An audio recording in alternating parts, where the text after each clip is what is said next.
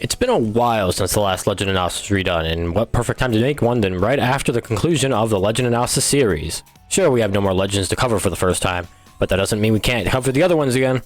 As I've said in the past, I like to redo Legend Analysis videos because my overall opinion has changed on a Legend, or the Legend themselves got some big change. Since we're covering Lin Fei, it's gonna be an interesting one. I have a load of time put onto Lin Fei. Level 43 on Xbox and level 38 on PC, which amounts to, what, level 55 to 60 or so? I actually think Lin Fei is my second highest leveled legend in the entirety of Brawlhalla, just under Queen Ai. Not to mention that she's one of my favorite legends to play. Now, last time I stated that I thought she was one of the worst legends. Do I still think that? Well, let's go over the SIGs. In terms of Lin Fei being good or not, I've gotta say, her SIGs go really hard, and I still think they're some of the best Katara SIGs in the game. They flow really well into Katara's kit.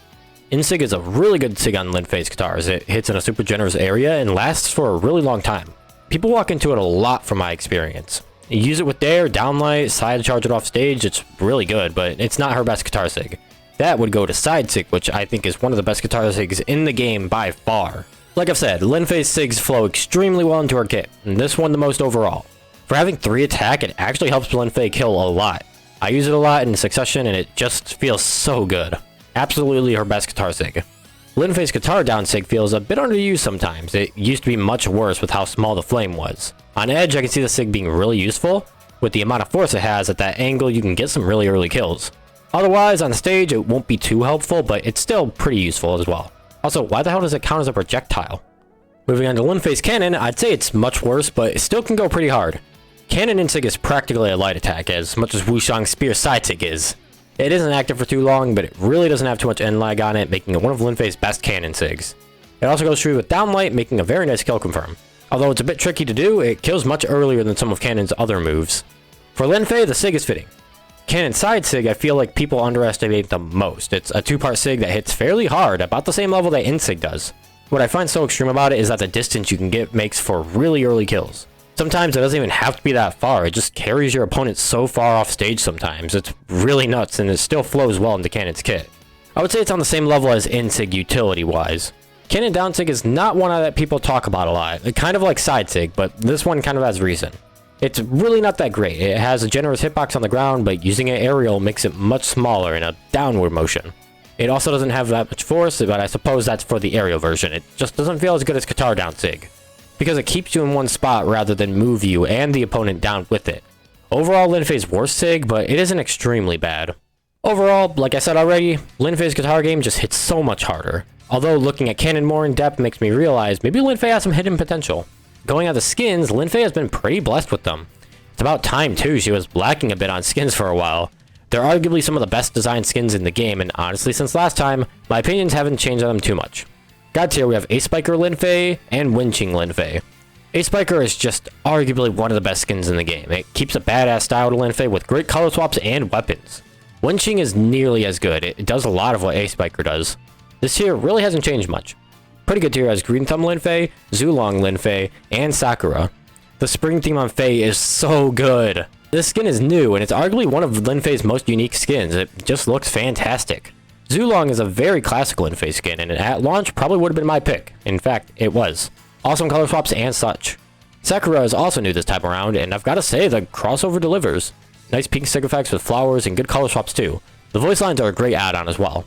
Lastly, we have mid-tier with Dalmadan and Xianxia Lin Fei. I'm not a huge fan of the style of Dalmadan, but it still keeps a nice unique touch to it, and it just makes it mid-tier. As for Xianxia, remove the mask. I get it gives the skin a whole different vibe, but I like seeing my legend's face. Imagine this skin, but without the mask. That'd be pretty good tier, or even God tier, considering the outfit looks great. Overall, some of the best skins in the game, and just glad I don't have to try to pronounce those names anymore. It's such a struggle. Tier list-wise, out of SA, B, C, and D, I want to place Lin Fei in a very solid A tier. First time around, when I did this analysis, I placed her in C tier. At the time, I had a very different idea of how balanced some legends were, and placed more of them down by the C and D side. Nowadays, you'll rarely see me place legends outside of S or A, but as surprising as it sounds, I actually think Lin Fei feels much better to play overall than in the past, even if she hasn't gotten any major changes to her weapons or SIGs. Although her SIGs are extremely strong by themselves, and the weapon combo works pretty well. So yeah, Lin Fei's really strong, but why is she not S tier then? It's without a doubt, the stats. 3 attack, 8 dex, 4 defense, and 7 speed. This stat lineup in some departments is hands down what makes it one of the worst in the game. The absolutely low attack, the low defense. Sure, the high speed feels alright, but it's just too much in my eyes. The only reason I think she's a bit better than that is because she gets Dare Downlight on Katara's at 9 dex, which honestly feels really broken. That might just be me though, I love abusing this combo on Lin Fei. As for the actual stances you might want to run, go for attack or dex. Attack takes down on dex if you really don't care about the true combo and just want more damage. Dex takes down on speed, which is fine, and again gives you the true combo. Speed takes down on defense, which... why? And defense takes down on attack, leaving you at 2 attack, which is criminally low. So yeah, maybe her stat lineup isn't your style, which might be why she isn't all that played, but I think it's definitely the weapon combo as well.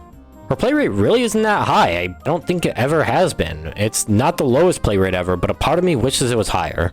Or maybe not, some of the Lin Fei players out there are actual demons. Gives me nightmares, but I respect it.